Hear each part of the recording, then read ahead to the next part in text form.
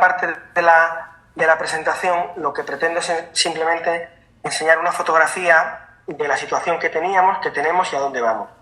No es una situación que sea solamente, vamos a decir, aplicable a España, al ámbito nacional, sino que tiene que ver con la evolución de la normativa en el resto de los estados de la Unión Europea. En España, la primera norma que teníamos, la ley 18/2014, es una ley bastante restrictiva, que evidentemente de 2014, coincide con algunas normas que ya surgieron o que iban surgiendo en otros estados de la Unión Europea. A finales de 2017, pero con su publicación en 2018, en España entró en vigor un Real Decreto que nos permitió adquirir bastante experiencia, pero que seguía siendo una norma menos prescriptiva desde el punto de vista de que era algo más permisiva, pero bastante, vamos a decir, poco eficiente en el sentido de la evolución a la que iba del sector. Esta situación es una situación, como he dicho, solamente nacional, sino que ha sido la línea que han ido llevando el resto de países. Porque Webex funciona en casa. Por favor, si alguien está hablando, que silencie el micrófono. Y lo que ocurrió es que con esa experiencia que teníamos todos los Estados miembros, en su momento 28, ahora 27, fuimos generando una normativa europea que entró en vigor, se publicó a mediados de 2019, pero que tenía prevista su implantación en julio de este año. Como he dicho, debido a la pandemia, se ha pospuesto al 31 de diciembre de este año. Esta norma, que es lo que vamos a contar a lo largo de hoy de manera muy resumida, y el próximo día 3 mucho más específica y hablando de su aplicación en España, es una norma que lo que, ha evolucionado respecto a la normativa que teníamos anterior es que da una proporcionalidad, es decir, según la complejidad o el riesgo de la operación, así son los requisitos para la misma. Pudiendo simplemente el operador, si es una operación de bajo riesgo, registrarse, hacer una pequeña formación online y volar, y si el riesgo va aumentando, se va complicando la formación y los requisitos que puedan ir pidiéndose, pudiendo estar en un ámbito declarativo, incluso con autorización. Pero permite un abanico que de alguna forma flexibiliza el escenario en el cual el operador se quiere mover. De esta forma, tendríamos una norma orientada solamente al riesgo, sin particularizar su uso. Me refiero a que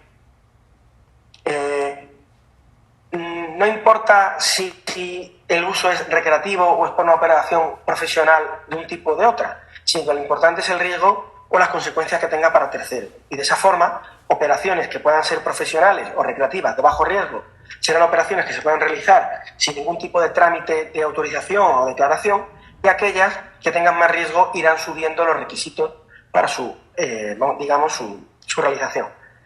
Esta norma también, por supuesto, tiene un transitorio, porque es una novedad y hay que ir poco a poco adaptándose, y se pretende que esté totalmente implantada en el año 2020. ¿De acuerdo? Vamos a ir contando entre la charla de hoy, que va a ser muy general, que va a ser, entendemos, suficiente para un usuario que quiera hacer unos vuelos de complejidad baja o media, y el día 3 de noviembre pues completaremos el marco. ¿De acuerdo?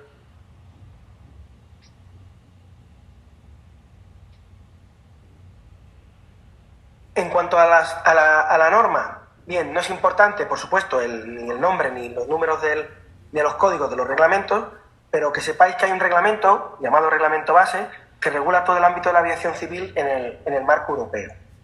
Bien, de ese reglamento, lo que se ha hecho es, se han publicado a su vez dos reglamentos más. Una norma, que se llama norma de ejecución, que tiene las reglas y procedimientos para toda la operación con aeronaves no tripuladas en general, y otro, que se llama reglamento delegado, que lo que contiene son los requisitos técnicos de estos sistemas. Y como novedad incluye toda una batería regulatoria para que los fabricantes puedan marcar sus aeronaves con un marcado CE y de esa manera entrar en el juego de la normativa europea y poder tener estos sistemas de alguna forma regulados y homologados en la Unión Europea. No es obligatorio, también se permite la construcción privada, pero que sepáis que esa posibilidad está ahí. Y luego hay también un paquete de otras normas que siempre hay que tener en cuenta, aunque no son competencia directa de AESA, que son temas de protección de datos y privacidad, uso del espectro radioeléctrico, compatibilidad electromagnética, pues medio ambiente, todo el tema de ruido y emisiones, y también la normativa de juguetes. Como he comentado, es una norma europea y entonces va a haber todo un paquete de infografías y de material que será, por supuesto, traducido a los idiomas oficiales de los Estados miembros y de alguna forma representará, mediante estas infografías en toda Europa, cómo y cuándo se puede volar. Y a lo largo de esta presentación pondremos algunas, como digo, estandarizadas en toda la Unión Europea, para que veáis de forma sencilla y clara cómo se debe operar con esta normativa. Muy bien, y esto solamente a modo de introducción. Os doy las gracias de nuevo por conectaros. Intentaremos que no sea una sesión muy pesada. Repito, por favor, desconectar los micrófonos.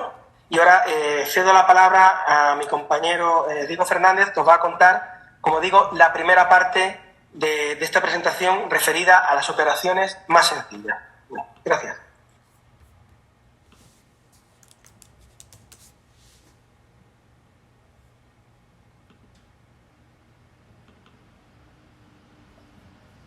Bueno, buenos días a todos. Como ha dicho Juanjo, mi nombre es Diego Fernández Varela y bueno, el propósito es terminar de contar esta presentación que, como ya ha indicado él, está centrada en la categoría abierta, que es la categoría de operaciones de drones de menor riesgo.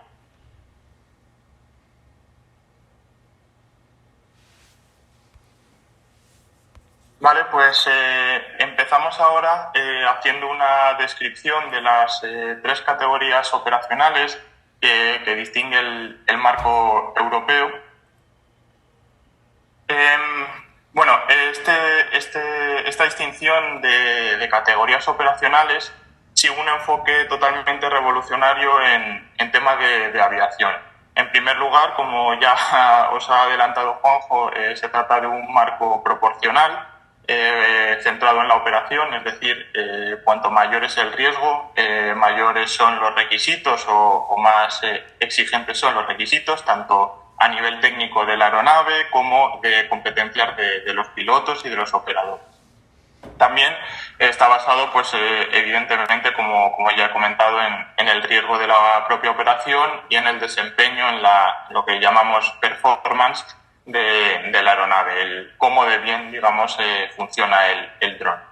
Entonces, teniendo en cuenta este enfoque, este planteamiento, el marco europeo distingue tres tipos de categorías: la categoría abierta, la categoría específica y la categoría certificada. Esto va a ser a partir de ahora nuestro pan de cada día, las tres categorías. Entonces, centrándonos en primer lugar en la categoría abierta, como ya he dicho, se trata de la categoría de menor riesgo y, por tanto, esta categoría no requiere ni de autorización por parte de nosotros, por parte de AESA, ni una declaración responsable por parte del operador. Como se pone ahí abajo, está basado en un plug and play, en un concepto de plug and play. Simplemente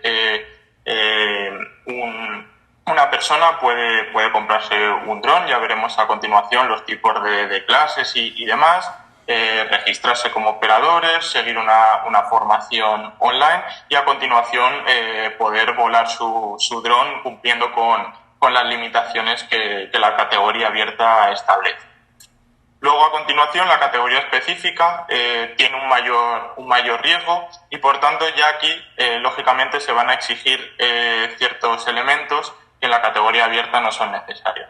En primer lugar, y lo más importante de esta categoría específica, es la evaluación del riesgo operacional, basada en la metodología SOT. Esto es lo que venimos llamando en el contexto del Real Decreto actual el estudio aeronáutico de seguridad. E igual, como tenemos actualmente, unas operaciones que tengan un riesgo un poco más bajo, pues simplemente el operador podrá hacer una declaración responsable y volar. O si la operación tiene un mayor riesgo, pues entonces ya requiere de la autorización por parte de nosotros. Y por último, la categoría certificada es como pone ahí, es un régimen similar al de la aviación existente actual, en el que el operador, la aerolínea, está certificada, la aeronave está certificada y el piloto cuenta con una licencia. Entonces, como ya ha dicho Juanjo y como estoy repitiendo yo, nos vamos a centrar en la categoría abierta, la categoría de menor riesgo.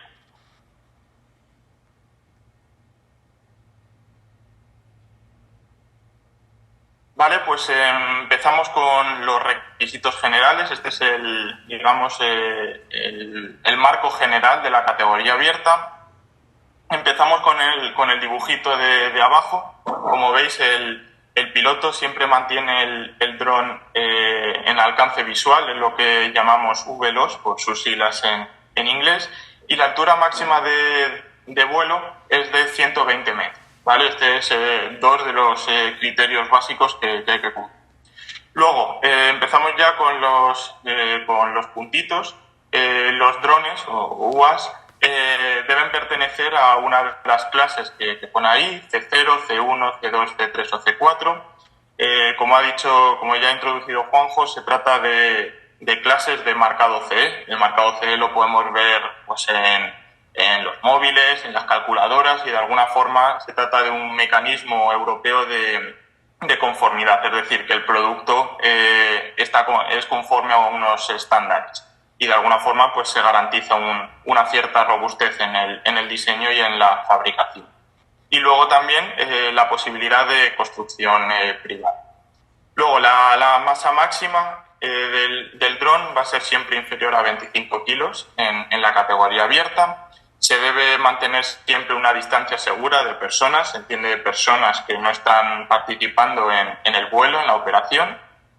No se debe sobrevolar nunca concentraciones o reuniones de personas y no se debe transportar mercancías peligrosas ni arrojar materiales. Estos son los requisitos generales, como digo, de la categoría abierta. Esta categoría abierta distingue tres subcategorías que vamos a ver ahora. Estas tres subcategorías son la A1, la A2 y la A3. Y entonces están basadas en tres aspectos básicos. Lo primero, las limitaciones operacionales, como he dicho, pues desde la altura máxima del vuelo, 120 metros, o la distancia respecto a las personas que no participan en la operación. Luego, los requisitos técnicos de los drones, distinguiendo las cinco clases de drones que aparecen abajo de la diapositiva. Y como veis abajo a la derecha se ve el logo de la conformidad europea CE, al que estamos acostumbrados en nuestro día a día. Y por último, los requisitos de competencia de los pilotos. Lógicamente, cuanto mayor es el riesgo de la operación, mayor competencia se va a exigir a los pilotos. Y lógicamente hablaremos también de conocimientos teóricos y aptitudes prácticas. Vale, pues vamos a ir subcategoría por subcategoría. Empezamos por la subcategoría A1. En esta subcategoría se permite el sobrevuelo de personas no participantes, pero hay que minimizar al máximo posible el tiempo de sobrevuelo de personas no involucradas en el vuelo. Además, si activamos el modo Sígueme, el Follow Me, esta distancia se deberá aumentar hasta 50 metros, debe mantenerse una distancia de 50 metros del piloto. Evidentemente, para permitir el sobrevuelo de personas que no participan, tenemos que limitar el peso de los drones. Entonces, en esta subcategoría solo se permiten utilizar drones de clase C0 o de clase C1. Como se indica ahí a la derecha, la clase C0 son drones de hasta 250 gramos y los de clase C1 son hasta 900 gramos. Entonces, de cara a la competencia de los pilotos, para la clase C0, para volar un dron de clase C0 de hasta 250 gramos, se requiere al piloto que esté familiarizado con las instrucciones del fabricante, es decir, con el manual de usuario del dron. A continuación, en la clase C1, aparte de esa familiarización con las instrucciones del fabricante, con el manual de usuario, vamos a requerir aparte un curso de formación y a continuación un examen online de conocimientos teóricos. Entonces, como aumentamos el peso permitido del dron, requerimos una mayor competencia del piloto a través de ese curso de formación y examen online de conocimientos teóricos. Cuando el piloto complete esa formación y supere satisfactoriamente ese examen teórico online, AESA entregará una prueba de superación de la misma. Entonces, este es el modelo que se va a usar. La idea es que estos modelos estén armonizados a nivel europeo, de tal forma que una persona que saque este curso y este examen teóricos online pueda irse a Francia, Italia, Bulgaria o Rumanía y poder operar en las mismas condiciones, poder volar en las mismas condiciones y tener todos los requisitos cumplidos. Esto a día de hoy pues es un obstáculo, dado que como ha dicho ya Juanjo, como cada estado tiene su propia normativa, no hay un reconocimiento mutuo entre países. Esta nueva normativa viene a romper esas barreras y de alguna forma fomentar el reconocimiento y la libre circulación de personas. Entonces, es por eso por lo que, aparte de, lógicamente, los títulos en castellano, están escritos también los títulos en inglés para facilitar esa libre circulación. Evidentemente, se va a indicar el nombre y apellidos de la persona, del piloto. También se va a otorgar un número de identificación único a cada piloto, siguiendo un código alfanumérico y, evidentemente, tendrá una fecha de caducidad de 5 años, para lo cual pues habrá que renovar de nuevo las competencias, digamos. Visto esto, podemos pasar ya a la subcategoría A2. Mientras que antes se permitía el sobrevuelo de personas, ahora hay que mantener una distancia horizontal segura de al menos 30 metros. Aparte, la norma ya prevé un modo de baja velocidad en el que se limita la velocidad del dron y entonces podemos reducir esa distancia horizontal segura hasta 5 metros. Aquí, dado que ya estamos aumentando la distancia respecto de personas, permitimos un peso mayor del dron. Estos son los de la clase C2, como pone ahí, de hasta 4 kilos. Aquí, dado que el riesgo de la operación es un poco mayor, aparte de esa familiarización con el manual de usuario, aparte de ese curso de formación y esa superación satisfactoria online de conocimiento, del examen online de conocimientos teóricos, vamos a exigir una formación de autopráctica, es decir, que el piloto vaya a probar el dron, despegue, aterrice, pues de alguna forma se familiarice con el manejo del dron, con la parte ya más funcional. Y a continuación vamos a exigirle además un examen de conocimientos teóricos adicional. Es decir, ya aquí se completa de alguna forma el marco de competencias de la categoría abierta, donde aparte de unos conocimientos teóricos superiores, vamos a exigir también una formación de autopráctica. De nuevo, como venimos indicando para la subcategoría 1, aquí, después de superar ese examen de conocimientos teóricos adicionales, vamos a emitir un nuevo documento. Mientras que el otro es una prueba de superación de la formación teórica online, aquí ya hablamos de un certificado de competencia de piloto a distancia. Una cosa que se me ha olvidado remarcar en el otro, pero bueno, nos sirve el mismo ejemplo. A la derecha aparecen las subcategorías para la que se emite el documento. En este caso, el certificado de competencia sería válido para volar en la subcategoría 2 como pone ahí, de la categoría abierta. Y aparte, pues hay un código QR en el que se puede acceder a toda la información, digamos, almacenada y otorgada ese número de identificación única de piloto. Y bueno, pues evidentemente, como entiendo que ya habéis visto, pues la bandera de la Unión Europea con las siglas de España. Y por último, la subcategoría 3, vengo a recordar, subcategoría 1 permite el sobrevuelo, subcategoría 2 se aumenta la distancia hasta 30 metros, aquí debemos aumentar la distancia hasta 150 metros de zonas residenciales, comerciales, industriales o recreativas.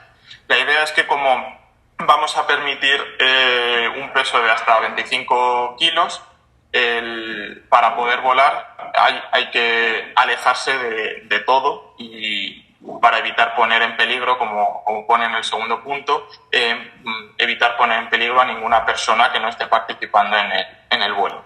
Aquí nos centramos en las clases C3 y C4, como pone ahí, están limitadas a ahora 25 kilos, en lugar de 4 kilos como en la clase C2 que venimos viendo.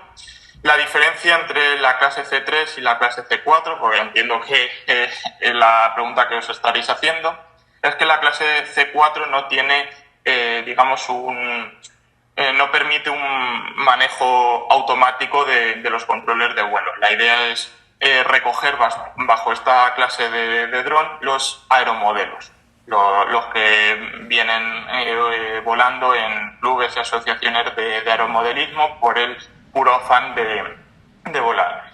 Entonces, mientras que en la clase C3 sí hay pues sistemas, digamos, más automáticos y ayudas al vuelo, en la clase C4 pues es el vuelo tradicional de los aeromodelos.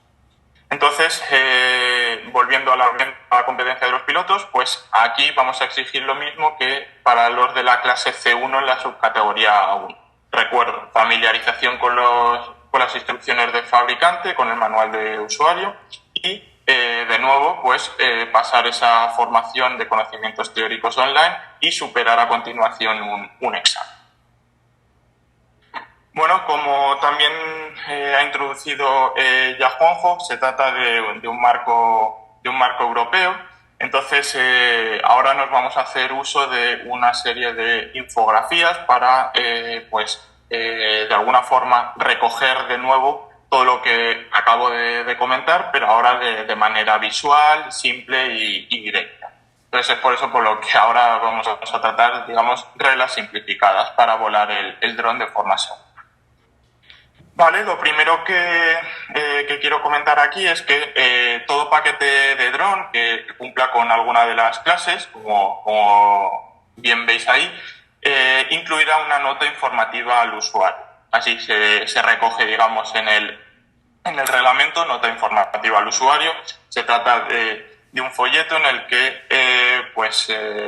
se recoge de manera simplificada las reglas que tienen que cumplir los pilotos a la hora de volar una de las clases que hemos ya brevemente descrito.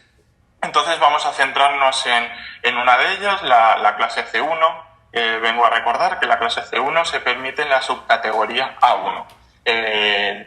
Entonces, vamos a ir poco a poco. Evidentemente, el dron es una aeronave, por lo cual está sujeta al derecho de aviación. Ya hemos visto los reglamentos europeos que lo recogen. Y evidentemente, como piloto y como operador, aquí voy a hacer una distinción de estas dos figuras entre el piloto de dron y el operador de dron. El piloto de dron es el encargado de manejar los controles de vuelo de una forma más o menos automatizada, es decir, también el que preprograma el vuelo y está, digamos, en todo momento capaz de modificar la trayectoria del vuelo y manejar sus controles. Y el operador, yo creo que el ejemplo que mejor se ve es el caso comercial, en el que un operador cuenta con varios pilotos a su cargo para realizar distintas operaciones. Entonces, Esa es un poco la distinción. La realidad es que en la categoría abierta, en la mayoría de los casos, el piloto y el operador coincidirán. Vale, entonces, antes de volar, el operador deberá registrarse ante AESA. A continuación os mostraré un poco cómo proceder para ello a partir del 31 de diciembre de este año, cuando comienza a ser aplicable toda esta normativa europea. Entonces, el operador, como digo, debe registrarse y facilitar una serie de datos que veremos ahora. Una vez el operador se registre, obtendrá un número único de registro y el cual deberá, cargar en el sistema de identificación a distancia que dispondrá o del que estará equipado el dron y de alguna forma pues plasmarlo en el mismo. Evidentemente, tanto el operador como el piloto pues deberán leerse las instrucciones del fabricante, lo que hablábamos antes de familiarizarse con ellas, y el piloto pues deberá cumplir con completar la formación obligatoria en línea y superar la prueba, es decir, la formación y el examen teóricos online que veníamos hablando antes. ¿Vale? Este folletito incluye también pues una serie de, digamos, lo que se llama en inglés do's and don'ts, pues básicamente qué debe hacer y qué no debe hacer. Entonces, pues bueno, podemos ir viendo algunos de ellos. Pues el primero de ellos a la izquierda pues es compruebe que dispone de un seguro adecuado, es decir, que el dron está asegurado frente a terceros, es un seguro de responsabilidad civil. El segundo de ellos es compruebe si hay zonas de exclusión aérea. Ahora veremos el tema de las zonas geográficas. Esto a día de hoy los operadores profesionales ya lo conocen con la herramienta de NAIRE que ahora veremos. Básicamente se trata de un mapa del territorio español donde se indican las restricciones, las limitaciones que hay en cada zona. Vamos a leer otro, pues asegúrese de que puede ver el dron en todo momento. Eso es lo que hablábamos de mantener el dron al alcance visual en VLOS. Y bueno, vamos a saltar ya a la derecha. ¿Qué no debe hacer? Pues no vuele sobre grandes grupos de personas. Eso era lo que hablábamos al principio como requisito general de la categoría abierta, que no se puede volar sobre concentraciones de personas. La altura máxima está limitada a 120 metros del suelo. Evidentemente, no se debe volar cerca de otras aeronaves o en las proximidades de aeropuertos, helipuertos o lugares en los que se estén realizando operaciones de emergencia. De alguna forma, este folleto viene a plasmar lo que entendemos todos, que es el sentido común y pues para facilitar la operación y el vuelo a los operadores y a los pilotos en la categoría abierta. Ya por último, lo que quiero comentar aquí es a la izquierda podéis ver un código QR. Este código QR llevará a páginas web donde se pueda, recabar más información, desde la página web de AESA o la página web de la Agencia Europea. Y, como decía al principio, el dron se trata de una aeronave y, evidentemente, las infracciones están castigadas por ley, infracciones contra la ley de seguridad aérea. Vale, ahora vamos a ver un vídeo que ha sido desarrollado por la Agencia Europea de Seguridad Aérea. Está en inglés, está subtitulado.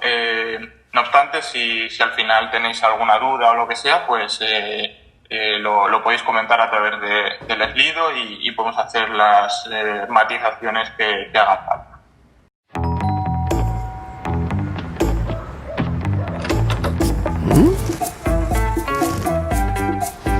Hey, so you're my new pilot. Wow, unbelievable. Before we can hit the skies, you've got some stuff to do.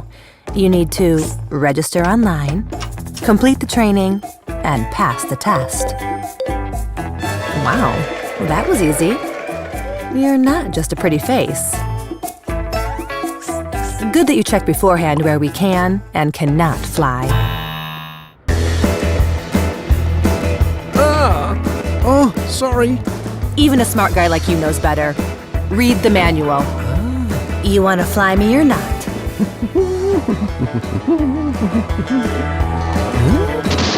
Ouch, Paul! Are you serious? Keep me in sight, always. You don't want to lose me.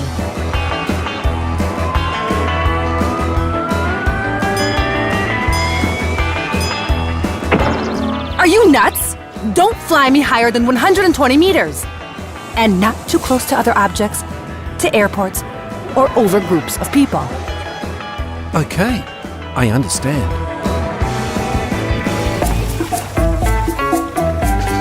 Oh, cool! A pool party! Ouch! That's not funny, Paul. We can't take photos or videos of people without their permission. Flying a drone is really fun and not so complicated if you follow some rules. Register yourself, check where you can fly, keep the drone in sight, and do not fly above 120 meters or close to obstacles and airports. And do not invade privacy. Then, you're a really good pilot.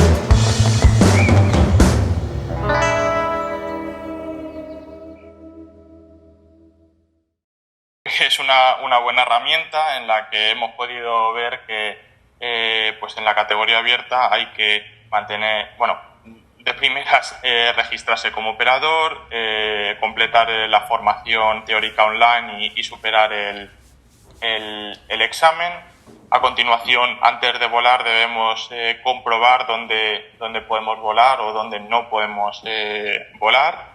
Tenemos que mantener siempre el dron en línea de vista, en alcance visual, no superar los 120 metros de altura y, evidentemente, pues igual que sucede con los móviles a día de hoy, pues no invadir, como decía, la privacidad de otras personas. Vale, pues vamos a ir viendo esta serie de infografías en la que volvemos a reforzar los mensajes que queremos dejar claros. Lo primero es, a la hora de tener un dron y de querer volarlo, pues registrarse como operador de drones. Esto se hará en la web de AESA y hay que indicar a continuación, una vez se obtiene ese número de registro único, hay que indicarlo en el dron y cargarlo en el sistema de identificación a distancia. Entonces aquí hemos recogido una serie de capturas de pantalla de cómo va a ser el proceso de registrarse. Todo ello se hará en la sede electrónica de AESA y como veis ahí recuadrado, pues será la opción de registrarse como operador de UAS. Y una vez pues se haya rellenado los datos que veremos a continuación, pues se obtendrá el número de registro y, lógicamente, la fecha en la que se ha llevado a cabo. Entonces, este es el modelo de formulario que vais a ver todos cuando vayáis a registrar. Pues, evidentemente, el nombre del operador, vuestro DNI, la nacionalidad, fecha de nacimiento, teléfono, correo electrónico, dirección y código postal, municipio, provincia, país y el medio de notificación. De alguna forma, pues es un registro bastante básico, pero bueno, que nos permite tener una trazabilidad de todos los operadores y de alguna forma permitir el uso seguro de los drones. A continuación, aparte de ese número de registro único, también vamos a emitir una especie de prueba acreditativa de registro de operador, en la que pues, evidentemente, como veníamos viendo con las pruebas acreditativas de formación online y del certificado de competencia de los pilotos, pues aquí también indicamos lógicamente el nombre y apellidos, el número de registro y la fecha de caducidad del propio registro. Todo ello emitido con el logo de AESA, las siglas de España y el código QR. Vale, pues otro mensaje que queremos dejar claro es que hay que completar el curso y el examen teóricos online. En el folleto que venga en cada dron podréis ver qué cursos y exámenes hay que completar. Y como habíamos visto antes, para la subcategoría 2 donde se vuela con un dron de clase C2, pues hay que completar esa formación autopráctica y a continuación el examen teórico adicional. Volvemos a recordar el formato, los modelos de pruebas de superación y certificados de competencia que emitiremos a los pilotos que así superen los respectivos exámenes.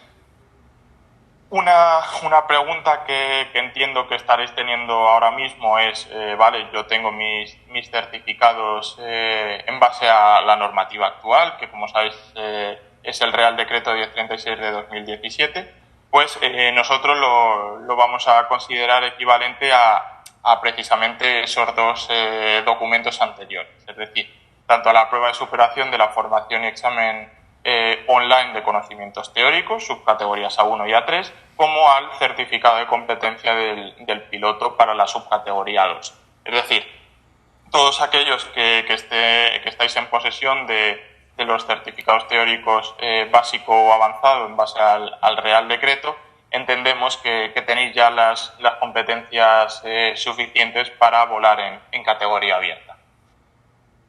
Continuamos con las reglas simplificadas. Evidentemente, pues debemos ser capaces de saber volar el dron de manera segura, y para ello pues se hace imprescindible el familiarizarse, el leer el manual del usuario para saber cómo es nuestro dron y cómo se controla. Como ya habíamos adelantado, debemos, antes de volar, comprobar dónde podemos volar y bajo qué condiciones. Para eso se han definido zonas geográficas y básicamente las zonas geográficas que hay a día de hoy son estas, y la herramienta a la que todos tenéis acceso de forma gratuita es drones.enaire.es. Recientemente Enaire ha puesto a disposición en la Store de los móviles Android, y en próximos días o semanas la pondrá también para Apple, esta misma aplicación web para móviles. Entonces, de alguna forma, al alcance de la mano, podemos saber dónde podemos volar y, como decía, bajo qué condiciones. Entonces, bueno, aquí la idea es ver una serie de ejemplos, los que hay a día de hoy. La idea es que, aprovechando este nuevo marco normativo europeo, vamos a flexibilizar esas zonas geográficas y de alguna forma seguir el mismo espíritu que sigue esta normativa europea, es decir, ser más proporcionales y centrados en la operación, y por tanto pues aliviar un poco la carga que supone a día de hoy las zonas geográficas. Ahí podéis ver pues desde espacio aéreo controlado hasta pues eso, área de influencia de algún aeródromo, en fin. Aquí la idea de esta diapositiva es que veáis, para aquellos que no estéis familiarizados con esta herramienta, qué información se proporciona en la misma, y sepáis pues un poco cómo proceder en caso de una alerta u otra. Vale, continuamos. Pues evidentemente antes de volar pues tenemos que asegurarnos de que el dron está en condición segura para el vuelo, de acuerdo al manual del fabricante. Evidentemente que las baterías están cargadas y que el dron está calibrado. Como ya hemos repetido varias veces, hay que mantener el dron a la vista en todo momento y, lógicamente, pues evitar obstáculos contra los que podamos chocarnos, así como personas que no estén participando en el vuelo. Mantenernos, por eso hablábamos antes de una distancia segura de personas no participantes. De nuevo, la altura máxima de vuelo es de 120 metros, entonces hay que mantenerse por debajo de esta distancia y también, pues lógicamente, lejos de otras aeronaves para no ponerlas en peligro. Mantenerse también alejado de aeropuertos, aeródromos y otras aeronaves. Igual venimos a reforzar este mensaje. Una cosa que aparecía en el vídeo es el tema de de la privacidad y de la distancia segura. Aquí nos centramos en personas no participantes en el vuelo y de propiedades, es decir, casas, zonas residenciales y demás. Y volvemos a decir que en la categoría abierta no se permite el sobrevuelo de concentraciones o de reuniones de personas. Y bueno, centrarnos ya no en la privacidad, pues igual, no debemos tomar fotografías ni grabar vídeos o audios con nuestro dron sin su consentimiento previo y expreso. Es lo mismo que aplica a día de hoy con los móviles con cámara. Vale, pues aparte de la pregunta que entiendo que teníais antes con respecto a aquellos que tengáis ya certificados de competencia en base al Real Decreto 1036, pues entiendo que tenéis la misma pregunta con respecto a vuestro dron. Es decir, vuestro dron a día de hoy no cuenta con ninguna etiqueta de identificación de clase, no son ninguno C1, C2 o C3. Entonces el propio reglamento europeo ya contempla lógicamente esta cuestión y por tanto permite ciertos periodos transitorios. Entonces, el primero de ellos es desde el 31 de diciembre de 2020, es decir, desde cuando comienza a ser aplicable la normativa europea, al 1 de enero de 2023, los drones de hasta 500 gramos podrán ser utilizados en las condiciones de la subcategoría A1. De la misma forma, los drones de hasta 2 kilos podrán ser utilizados en las condiciones de la subcategoría A2, pero aumentando esa distancia de seguridad. Es decir, mientras que con drones de clase C2, que eran los permitidos en la subcategoría A2, se permitía una distancia horizontal de seguridad de 30 metros, aquí, dado que no podemos garantizar esa conformidad técnica, hemos de aumentar esa distancia a 50 metros. Y por último, los drones de hasta 25 kilos podrán ser utilizados en las condiciones de la subcategoría 3.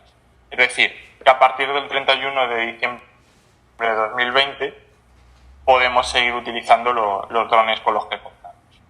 ¿Qué pasa a partir del 1 de 2023? Pues ya entendemos que hay drones en el mercado disponibles con esas identificaciones de clase y, por tanto, ese periodo transitorio pues de alguna forma se acaba y se vuelve más exigente. Entonces, aquí ya, a partir del 1 de enero y de alguna forma para siempre, los drones de hasta 250 gramos podrán ser utilizados en la subcategoría 1 y todos los demás de 250 gramos y, como ya hemos dicho, masa máxima de hasta 25 kilos en las condiciones de la subcategoría A3. Ya no se contempla ni los 500 gramos en la subcategoría A1 ni las condiciones de la subcategoría A2. Ya se entiende que o hasta 250 gramos o más de ellos y hasta 25.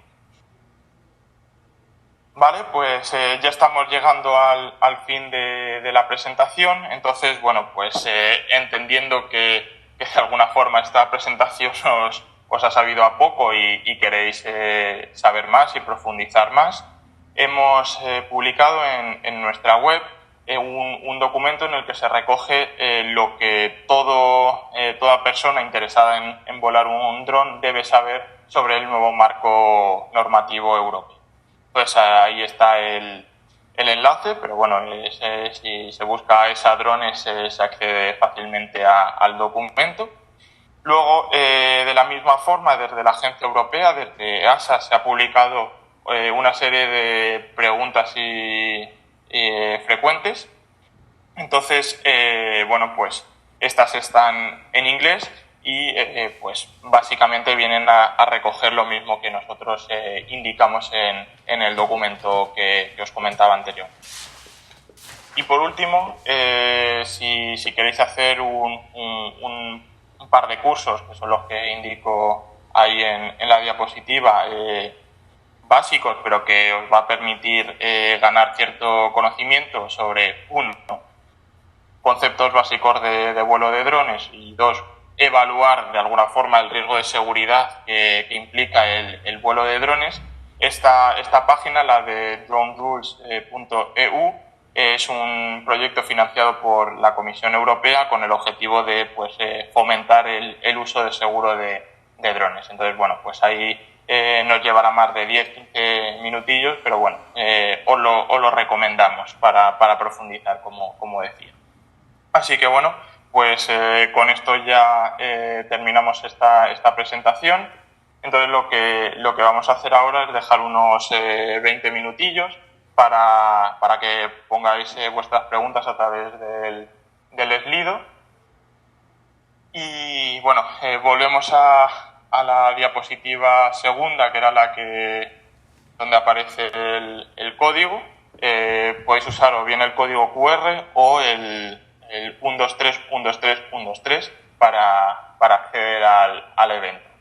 Así que bueno, en 20 minutillos, a las 11:20 nos vemos y intentamos dar respuesta al mayor número de preguntas posible.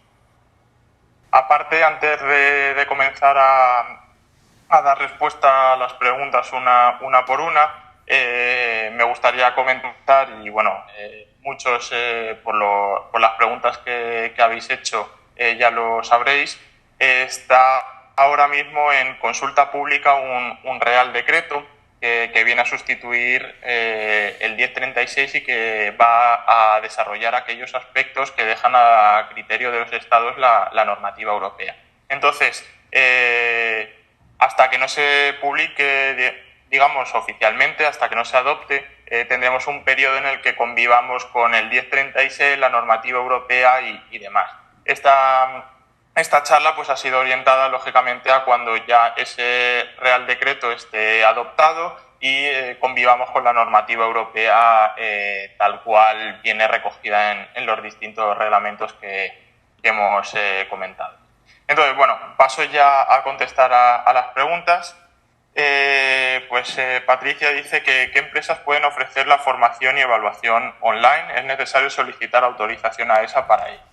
Vale, pues el reglamento europeo concede la potestad o, digamos, regula que la formación y evaluación, es formación y examen de conocimientos teóricos online, la debe proporcionar la autoridad competente, es decir, AESA. Por lo tanto, nosotros seremos AESA quien organice, quien proporcione ese curso de formación y ese examen a continuación online de forma gratuita a todo ciudadano. Continúo. ¿Es necesario certificado médico aeronáutico o eso cambia?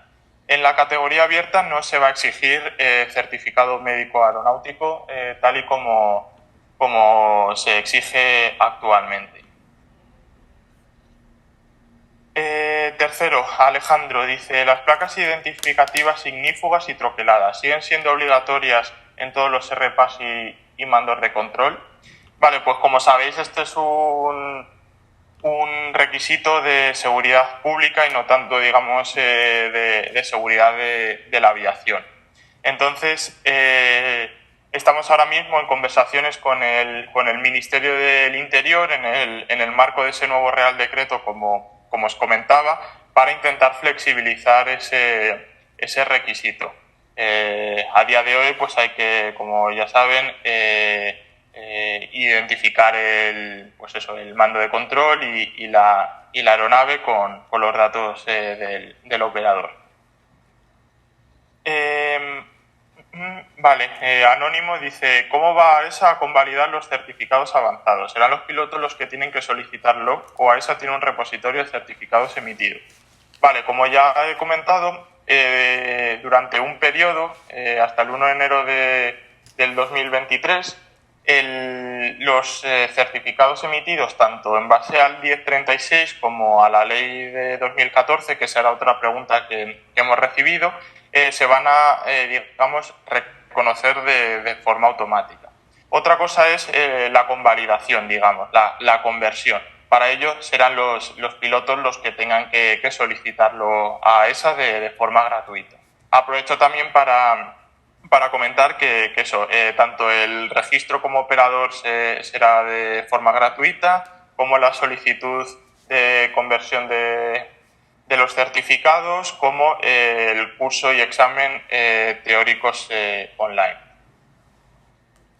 Vale, Drones by Bekigo dice, ¿se permitirá vuelo nocturno en categoría abierta? Sí, no hay ninguna limitación en cuanto a ese aspecto. A día de hoy, como sabéis, volar en nocturno requiere de autorización en la categoría abierta, cumpliendo con las condiciones y limitaciones que hemos descrito. No será necesario ninguna autorización. Se permitirá el vuelo en categoría abierta. Vale. ¿Las operaciones de búsqueda y lucha contra incendios se podrán realizar en categoría abierta?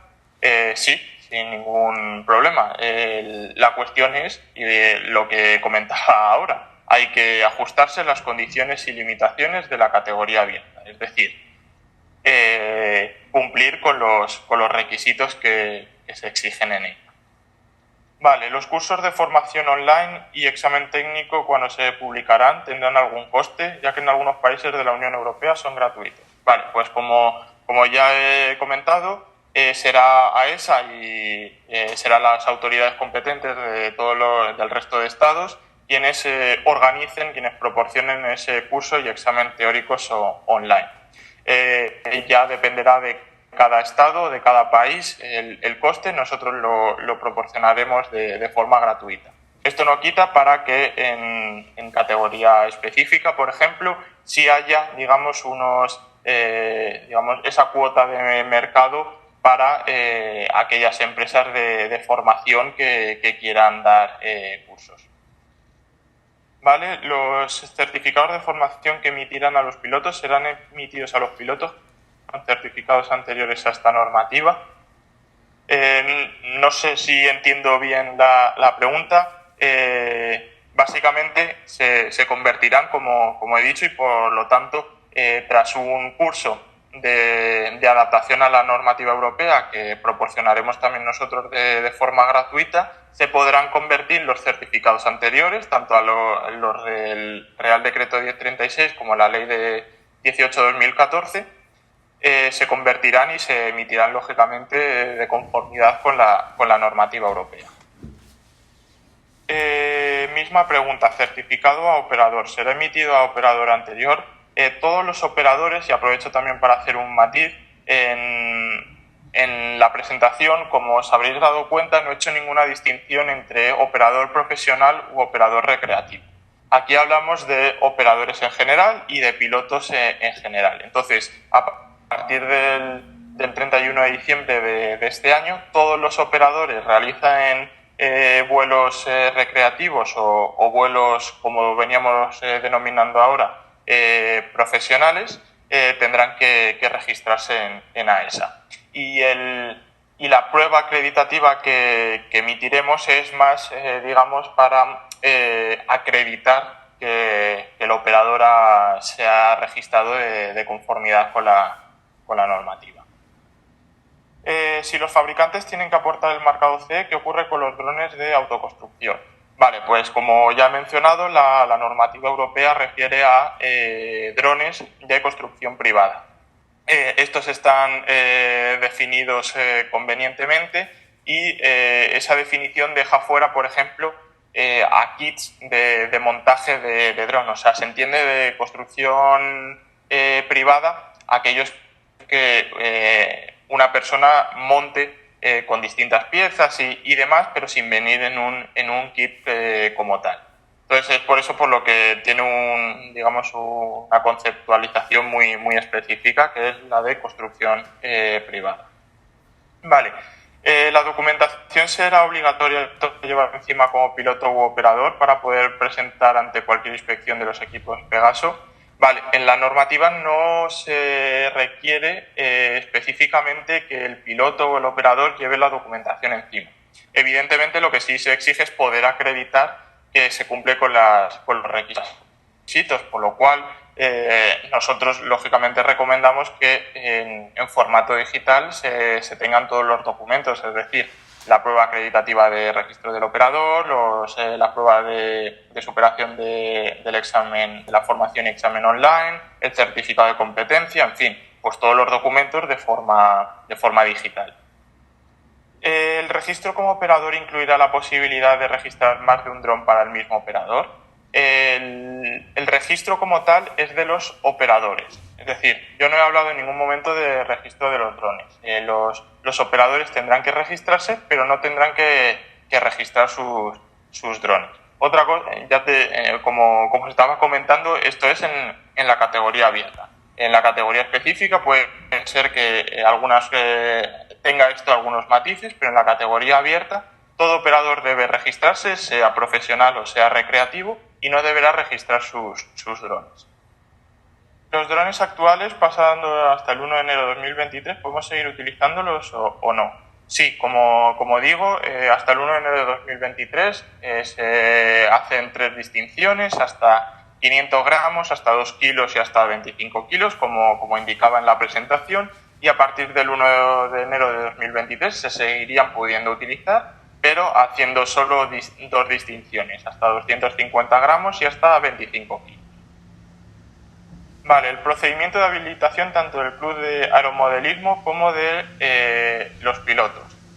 Vale, pues la idea de la autorización a los clubes o asociaciones de aeromodelismo es que en aquellos clubes o asociaciones en los que el vuelo de drones o la operación se salga de las condiciones y limitaciones de la categoría abierta, que es lo que hemos venido a tratar en el día de hoy, tendrán que solicitar una autorización. Es decir, si en un club o asociación de aeromodelismo se quieren volar drones de hasta 50 kilos en vez de hasta 25, pues el club o asociación tendrá que solicitar una autorización como club o asociación de aeromodelismo a esa.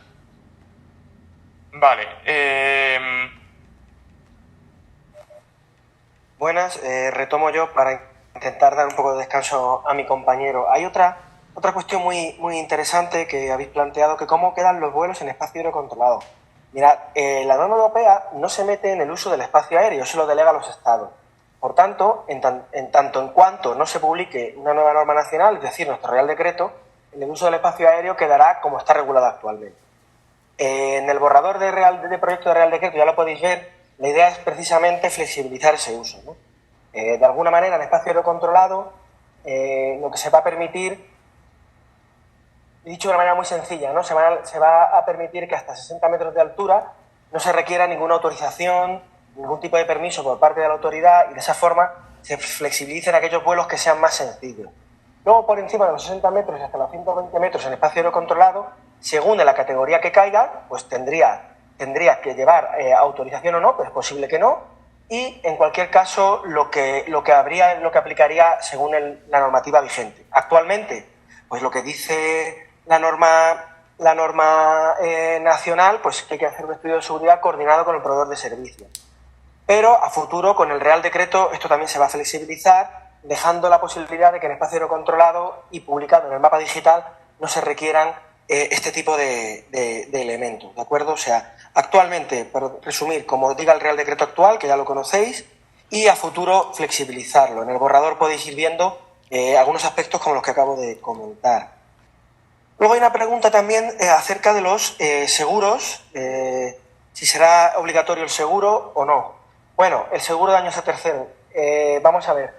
Ocurre lo mismo, es un tema que la Unión Europea deja a los Estados miembros. Por tanto, ahora mismo habría que cumplir la normativa actual con los seguros que dice nuestro Real Decreto 1036-2017, con el contenido que tiene, y a futuro pues también se piensa regular. La propuesta pues también la tenéis en el proyecto de Real Decreto y también estas preguntas pues la haremos pública de manera más sencilla pues en la página web o como podamos. Básicamente la idea es que para las categorías de menos riesgo no sea obligatorio, pero sí recomendable. Cuando digo menos riesgo y hablo a futuro, con el proyecto de Real Decreto pues será que con categorías vuelo en categorías o sea, en clases T0, por ejemplo, pues no será obligatorio, y para categorías de más riesgo sí. Ese es el enfoque, ¿de acuerdo? Pero a día de hoy tendríamos que cumplir con la norma que tenemos. Bueno, también preguntan, ¿para obtener rédito económico sigue siendo obligatorio ser operador con la nueva normativa o cambia? Bueno, ya lo ha comentado Diego, no hay distinción, esta norma no distingue si el uso es recreativo o profesional, si hay rédito económico o no. Por tanto, la normativa se centra, hemos dicho, en aspectos de seguridad aérea, ambientales y demás. Por tanto, la operación puede desarrollarse en los términos que dice la norma y es independiente si hay una remuneración o no. Otra pregunta, ¿las zonas de prohibición de en aire de drones están previstas que se modifiquen, reconstruyan de alguna manera algo más laxa próximamente? Sí, la verdad es que eso siempre ha sido un tema que hemos tenido allí, ¿no? En aire de drones simplemente publica lo que dice el Real Decreto y, como he dicho, lo que se pretende hacer con el nuevo proyecto es flexibilizar bastante estas zonas. A modo muy de resumen, pues las distancias de seguridad de aeródromos para coordinar se disminuyen sustancialmente. También, como he comentado, en espacio aéreo controlado hasta los 60 metros no hay requisitos de equipos o requisitos de autorización por parte de la autoridad y demás. De alguna forma, efectivamente, se ha entendido que hay que flexibilizar estas zonas porque estos mapas son complejos y son bastante prescriptivos. De todas formas, toda la propuesta de AESA en este sentido se basa en la experiencia y también, por supuesto, en aportaciones que nos habéis ido haciendo en distintos foros, ¿de acuerdo? También se ha modificado o simplificado el procedimiento para constituirse como operador. En la presentación ahora es muy simple. Sí, a ver, constituirse como operador, que ya he dicho que tiene que ser para uso recreativo o profesional, es así de simple. Datos personales, te das de alta. Todo el mundo debe darse de alta a partir del 31 de diciembre. Todo el mundo que pretenda volar un dron, ya sea recreativo o profesional. Será así de simple y en categoría abierta pues será hacer la formación online y volar. Ya en la categoría específica, pues según el escenario, pues nos encontraremos con escenarios declarativos o de autorización, ¿de acuerdo? Otra vez se pregunta por lo de los certificados, creo que ya se ha contestado. Los certificados obtenidos para la competencia pilotos, tanto con la ley anterior como con el Real Decreto, automáticamente serán válidos para volar en la categoría abierta y luego, cuando acabe el proceso de conversión, la convalidación se hará mediante un curso puente online que hará ESA. Cuando digo curso puente, es un elemento más sencillo que la formación del examen, sino que será un curso que contendrá los elementos que hay en ese gap, en ese salto entre la norma europea y la nacional. ¿Va a dar a ESA de forma automática el número de registro de los operadores y ya registrados? No, como hemos comentado, los operadores debéis todos registraros de nuevo. Es gratuito y será en nuestra sede electrónica. Nada más, os registréis de nuevo y se asociará un número inequívoco. Y ya la última pregunta, porque muchas de ellas guardan relación y el resto, pues entendemos que para explicarla mejor deberíamos de alguna forma ponerle a lo mejor en la página web documentación al efecto. Dice, ¿podrá el operador con sus aeronaves formar a sus pilotos en la práctica de la aeronave? Bueno, en la categoría abierta permite la formación práctica. Lo que pasa es que como formación reglada para obtener los certificados no está prescrita, pero por supuesto que sí. Comentaremos el día 3 cómo es la formación en la categoría específica, porque veo que es la parte que quizá más os interesa. Ya termino, esta es la última pregunta, pero hago una serie de reflexiones. La primera, esta formación de la categoría abierta se supone que es para un público más general, aunque puede ser un operador profesional. Por tanto, es una formación que la norma europea pretende dar online y demás, con un examen online. Para la categoría específica, que ya digamos que es un paso más, es una formación más avanzada, la idea ya sí que es regularlo de manera que sí existan organizaciones de formación que puedan dar esos cursos y también los operadores podrán dar parte de esa formación práctica. De alguna forma la norma intenta dar proporcionalidad. Hasta ahora estáis más acostumbrados a un esquema que no tenía esa proporcionalidad. Digamos que todas las operaciones transcurrían como en la categoría específica, dicho de una forma. Ahora no, tenemos un primer bloque, categoría abierta, público general, operaciones de bajo riesgo, limitadas en un registro y una formación online con unas reglas muy sencillas, como has visto en el vídeo, y luego la categoría específica, ya veréis que cuando la expliquemos en la próxima intervención, viene a dejar abierta cualquier posibilidad, y en función del riesgo, pues los requisitos van aumentando. Por poner ejemplos, ¿podría transcurrir un vuelo urbano en categoría específica declarativo? Sí, la categoría específica va a permitir un vuelo urbano en declaración, pero será un vuelo urbano con unas limitaciones. Otros vuelos urbanos que tengan otros requisitos, pues requerirán seguramente autorización. Eso es un poco el esquema. Y, por último, matizar que el uso del espacio aéreo lo regulan los estados. Por tanto, seguirá vigente el Real Decreto actual. Tenemos uno en fase de desarrollo con unas normas que pretenden flexibilizar el uso del espacio aéreo para hacerlo seguro y más eficiente. Podéis opinar al respecto, soltar una consulta pública y cuando se regule a nivel nacional, pues ese uso del espacio aéreo estará flexibilizado. Bueno, pues nada más, creemos que le hemos contestado a todo. Yo sé que hay preguntas que son más complejas y que requieren el análisis de la categoría específica. Queríamos que este foro fuera más abierto para que el usuario general pudiera entenderlo. El día 3 de noviembre podéis participar y lo explicaremos. En cualquier caso, como he dicho, repetiremos estas charlas con mucho más aforo, por supuesto. Esta era la primera y seguiremos divulgándolo. En nuestra web vamos a intentar colgar todo el material aprovechando estas preguntas que han sido pertinentes y muy interesantes para que podamos de alguna manera concretarlas y que la tengáis en esquemas o en cuadros de manera más sencilla. Y nada más, agradeceros el tiempo y perdonad si hemos sido un poco pesados, pero bueno, gracias por todo y espero que tengáis buena tarde.